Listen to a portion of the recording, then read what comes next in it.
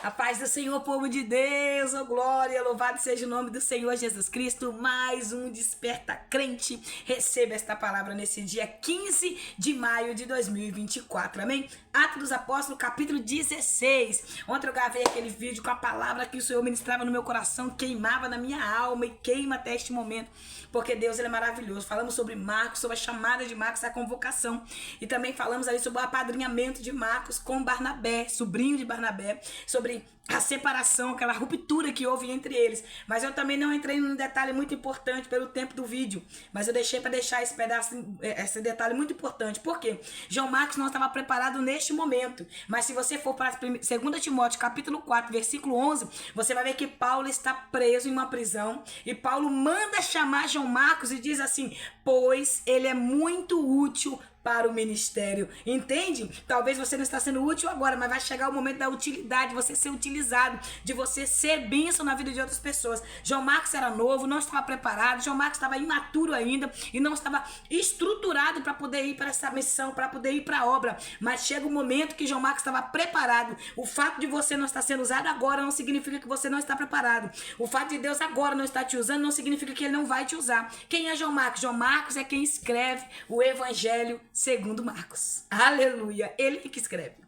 João Marcos que vai escrever. O Senhor escolhe João Marcos para escrever o Evangelho segundo Marcos, o Evangelho de Jesus Cristo segundo escreveu Marcos. Você tá entendendo? Então naquele momento parecia que não teria como João Marcos ser usado. Parecia que João Marcos estava sendo usado somente pelo apadrinhamento que tinha com Barnabé, por ser sobrinho de Barnabé. Mas não, o Senhor tinha um projeto maior para a vida de Marcos. O Senhor tinha um propósito maior. Aí se você vai para a carta lá de 2 Timóteo, você vê Paulo dizer que ele é útil para o ministério, que ele é útil para a obra. Então não se diminua para caber no mundo de ninguém. Não avance, não pule etapa, não tente acelerar o processo e viva tempo de Deus na sua vida, amém? Capítulo 16 de Atos dos Apóstolos, a glória a Deus. Vamos lá.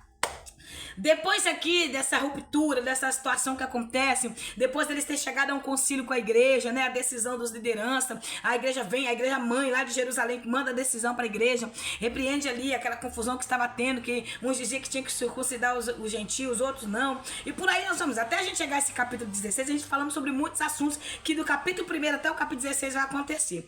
Aqui Paulo está indo para a sua segunda viagem missionária, anos 50 depois de Cristo.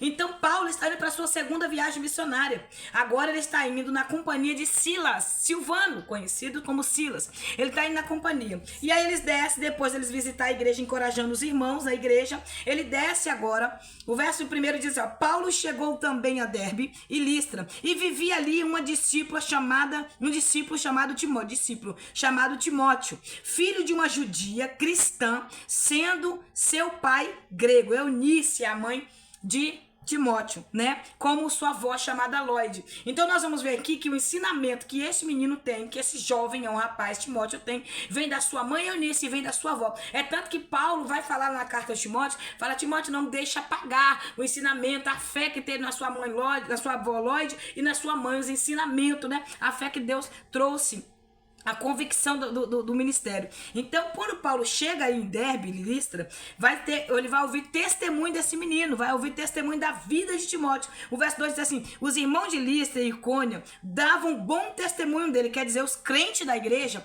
falavam bom testemunho dele. Qual é o testemunho que a igreja está falando de nós? Claro que tem aqueles invejosos, caluniadores, que defamam o nome da gente para tentar matar, para tentar parar, para tentar escandalizar o ministério. Mas o que os cristãos em Cristo, os verdadeiros, os irmãos em Cristo estão falando de nós, aqueles que estão observando a gente de perto, o que eles estão falando? Não sou eu quem fala de mim, são as pessoas que vão falar de mim, são as pessoas que vai dizer ao meu respeito. Quando Paulo sabe o testemunho de Timóteo, Paulo se interessa e quer a companhia dele para essa missão, quer levar ele junto para essa missão. Só que Paulo vai mandar circuncidar. Por quê? Porque da religiosidade dos judeus, porque da religiosidade daquele tempo que muitos viviam. E Paulo acha necessário e Paulo manda circuncidar esse jovem. Por quê? Ele é filho de um romano. Ele é filho de um grego, que ele é filho de um pai grego, que não diz que ele se converteu ao judaísmo e também não diz que ele se converteu ao cristianismo. Então ele é um judeu, ele é grego, é religioso. Então o filho não tinha sido circuncidado. A mãe é uma judia,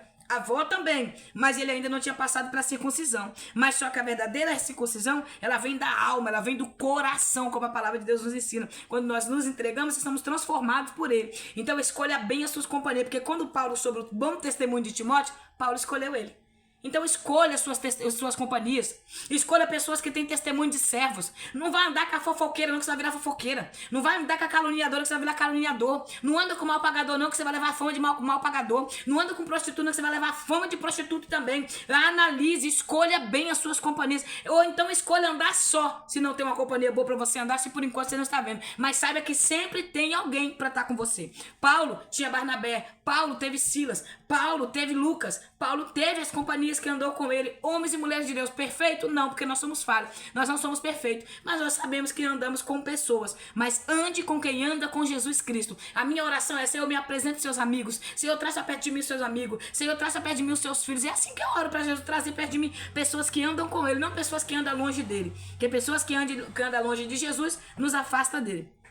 Pelo bom testemunho de Timóteo, Paulo se interessa em levar ele na companhia. E mais à frente, Paulo vai escrever 2 epístolas para esse jovem pastor de uma igreja, para este homem que estava na liderança, um homem convertido, tinha suas debilidades, como muitos de nós temos, mas havia ali servindo ao Senhor. Então aqui, à medida em que passavam pelas cidades, transmitiu as decisões tomadas pelos apóstolos e presbíteros de Jerusalém, a fim que passassem a ser obedecidas. Assim as igrejas eram edificadas na fé e cresciam em número dia após dia.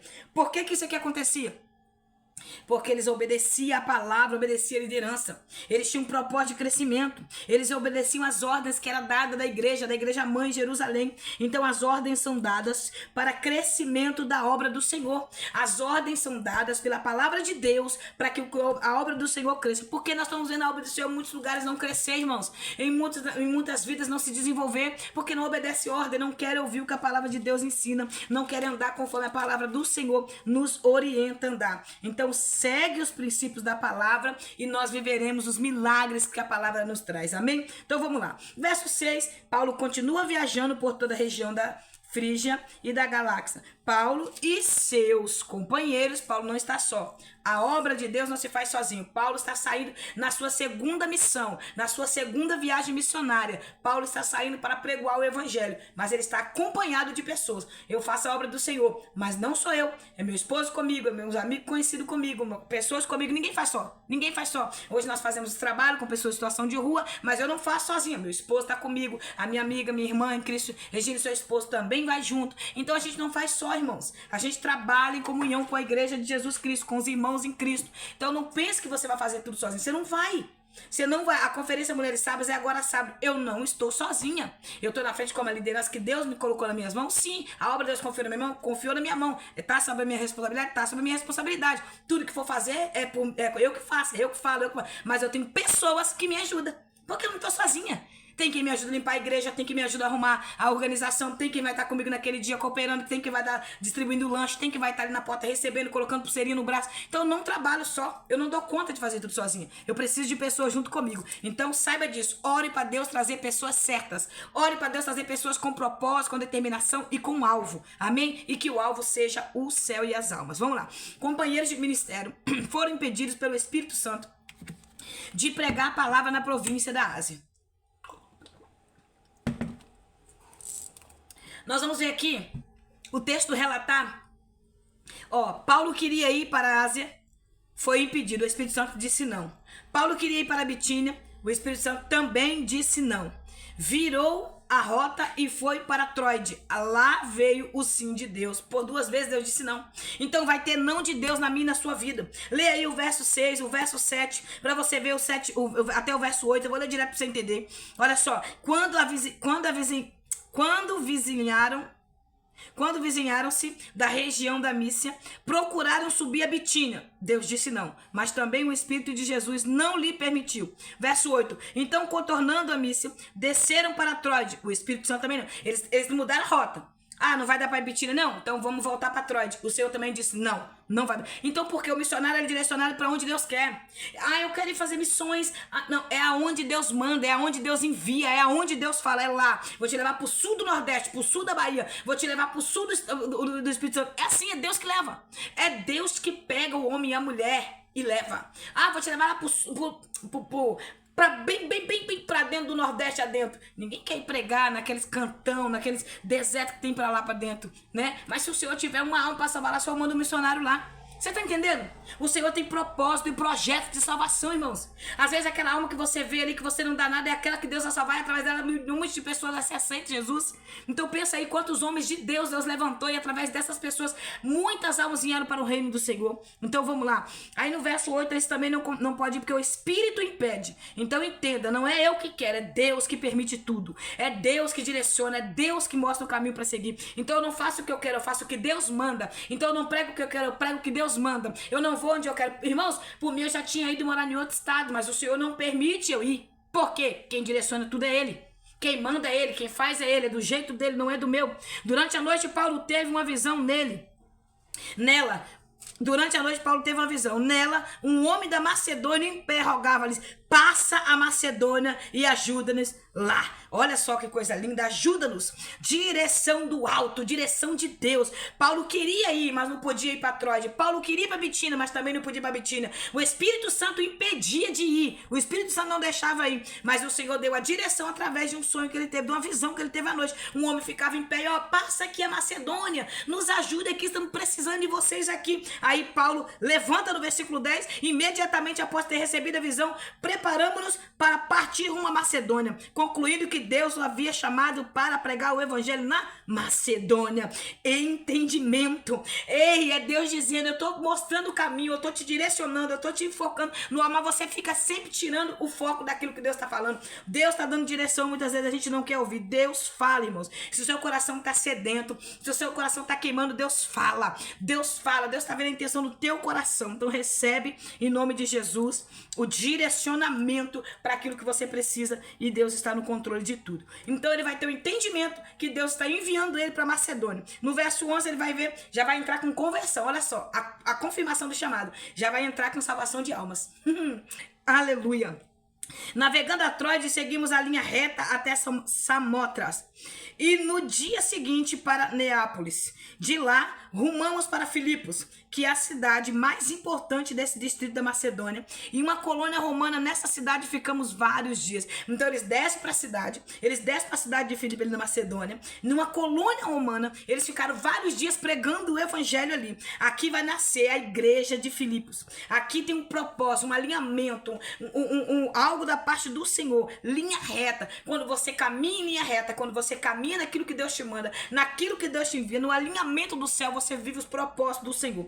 Aí ali vai acontecer que ele vai procurar um lugar para orar. Ele vai à beira do rio para orar, imaginando encontrar um bom lugar para eles sentarem e orar, porque a vida do missionário tem que ser de oração. A vida do pastor de oração, a vida da missionária, a vida da mulher de Deus, do homem de Deus, a vida do presbítero, a vida daqueles que servem, tem que ter uma vida de oração. Se você não tem uma vida de oração, você está morto espiritualmente. Se você não ora, se você não busca, se você não entra em oração todos os momentos que for necessário, e quando não for necessário também, porque a Bíblia nos ensina a orar sem cessar, você está morto espiritualmente. Tem que ter uma vida de relacionamento para ter visões, para saber o direcionamento, para saber para onde vai, para saber o que fazer. Muitos de nós estamos querendo resposta de Deus, nós não queremos orar a Ele. Queremos que Ele fale conosco, mas nós não queremos falar com Ele, e Ele está nos chamando para isso. Então eles procuram um bom lugar para sentar e orar, e começou a conversar ali com algumas mulheres que havia ali perto daquele rio, reunidas ali. Aquelas mulheres estavam, e no meio daquelas mulheres havia uma mulher chamada Lídia, uma comerciante rica.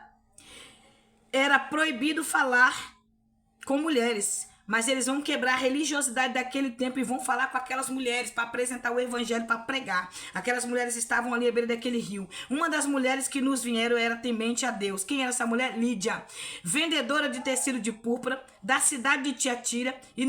E aconteceu que o Senhor lhe abriu o coração para acolher a mensagem pregada por Paulo. Depois de batizada, bem como de sua casa, ela nos convidou, rogando-lhe: se julgas que eu sou crente no Senhor, entrai e permanecei aqui na minha casa. Então aqui houve um propósito, porque Deus enviou Paulo para Filipos, para a cidade da Macedônia, porque Deus ia fundar uma igreja na casa desta mulher. Ali essa mulher ouve a palavra, converte ao Senhor, é batizada, toda a sua casa também, e entre o temor, com um propósito maior, ela vai se entregar no caminho do Senhor, na verdade. E ali, depois de Paulo ter esse discernimento, uma igreja vai nascer naquele lugar. Estava nascendo na casa daquela mulher, a igreja de Filipos. Filipos, a igreja que Paulo vai fundar. E mais à frente Paulo escreve a epístola aos Filipenses, e Paulo vai falar que ele tem um amor paternal por aquela igreja. É lindo demais, né, a gente saber que aquela igreja tornou uma igreja amorosa, aonde foi fundada pelo poder do Espírito Santo e com a direção do Senhor.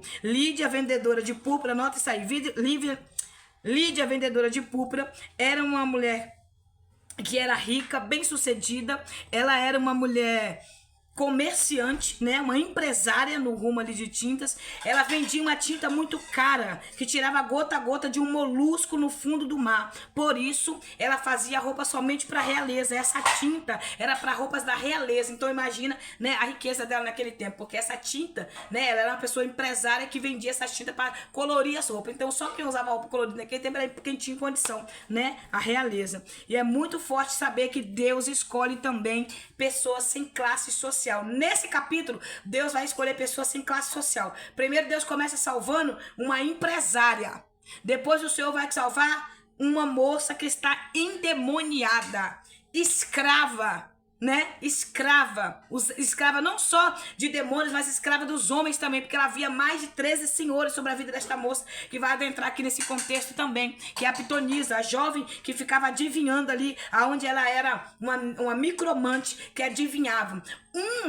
Das coisas que essas pessoas micromantes faziam naquele tempo era falar sem abrir a boca, porque quem usava é demônio, então o demônio tem 1000 artimanhas. Então eles falavam, o som saía aqui da parte de baixo do estômago deles, mas não, a boca não batia. Então deixava o povo. Ela era uma sacerdotisa, né, de Apolo, que havia ali uma lenda naquele tempo que Apolo, né, que Apolo ele tinha matado. A lenda que ele tinha matado um demônio chamado Piton, que era uma cobra. Então havia uma lenda ali, né, que as pessoas eram usadas por essa Piton, por essa cobra, aonde Apolo tinha matado. Que você sabe que o povo grego, eles são um povo, ainda são alguns, né? Eles são um povo muito religioso, um povo que acredita muito em fábulas, em deuses, essas coisas assim. Então a cobra Piton, que no caso eles acreditavam que essa moça era usada, que por trás desse nome é demônio, é Satanás que usava essa moça. Então nós sabemos que a vontade do Senhor será cumprida independente do cenário. Além do discernimento que Paulo tem, Paulo vai descer ali, depois de Paulo, né, pregar a palavra, a casa de Lídia se entregar ao Senhor, ela tinha temor no coração, porque o texto diz aqui, o texto 14, que ela era uma crente em Cristo, mas ela não havia recebido o Espírito Santo, era batizada ainda, e ela tinha temor, e Deus abriu o coração dessa mulher para receber essa mensagem do Senhor. Porque não adianta, irmãos, se você ir para a igreja somente ser ouvinte da palavra de Deus, não abrir o coração para que o temor de Deus entre, para que você viva a palavra de Deus, não vai adiantar nada. Você vai só como ouvinte, você vai entrar culto, sai culto, entra culto, sai culto, você é do mesmo jeito, cru, frio, não acredita, não vive, vai andar do mesmo jeito pela rua com pecado, vai viver do mesmo jeito que estava, não muda nada. Somente fala que é crente, mas não tem mudança de vida, porque quando você verdadeiramente encontra com Jesus, você tem uma transformação imediata. A sua vida tem uma transformação. Então aqui Paulo vai descer, e quando Paulo vai descendo ali, por dias essa moça vai estar andando atrás deles. Vamos fazer o seguinte, eu vou encerrar o vídeo aqui e vou gravar outro vídeo, porque não vai dar tempo, já estamos com 18 minutos. Então eu vou encerrar aqui e vou começar outro vídeo para a gente falar somente sobre essa moça, sobre essa pitonisa, e depois a gente entra também falando sobre a prisão de Paulo e Silas. Que aí a gente grava 3 vídeos, fica mais fácil para entender, tá bom assim? Vamos lá, vamos orar então, agradecendo ao Senhor por este momento, porque o Senhor é bom, fiel, e a misericórdia dele é a causa de nós não sermos consumidos. Senhor amado, Pai querido, nós queremos te glorificar, te exaltar, bendizer o teu nome. Nas tuas mãos eu me coloco mais uma vez e bendigo a minha alma ao Senhor. Pai, me fortaleça nesse tempo, me ajuda a entender a tua vontade, me dá força nesta caminhada, dá força aos teus filhos. Senhor, continua abrindo o nosso entendimento, para que nós ouvimos a tua voz, recebemos o não do Senhor e entendemos que o sim vem logo depois do Senhor dizer o não, mas o sim vem para glorificar o teu nome, para ser feita a tua vontade. Nos dê direcionamento, entendimento, repreenda toda acusação maligna sobre nós e nos ajuda a continuar nesse tempo, Pai, olhando para o Senhor que é autor e consumador da fé. Eu te peço neste momento, nos dê direção, nos ensina, no nome de Jesus, a caminhar na tua vontade, no nome de Jesus. Abençoa os meus irmãos, abençoa, Senhor, os inscritos deste canal Desperta Crente, continua derramando chuva de bênção, graça, misericórdia sobre a vida de cada um deles, no nome de Jesus. Que Deus te abençoe, ore por mim, que eu oro por você, ore pela conferência que é sábado, será bênção extraordinária de Deus vai acontecer. Você que se inscreveu no canal, seja bem-vindo no nome de Jesus, que Deus continue te abençoando, te fortalecendo, dá o like, compartilha, comenta, envia esse vídeo para mais alguém, seja um missionário das coisas do Senhor, amém? Que o nome do Senhor seja glorificado, que esta obra maravilhosa do Senhor Jesus Cristo seja cumprida por cada um de nós e que nós continuamos com o alvo que é o céu, amém? Deus abençoe no nome de Jesus, amém?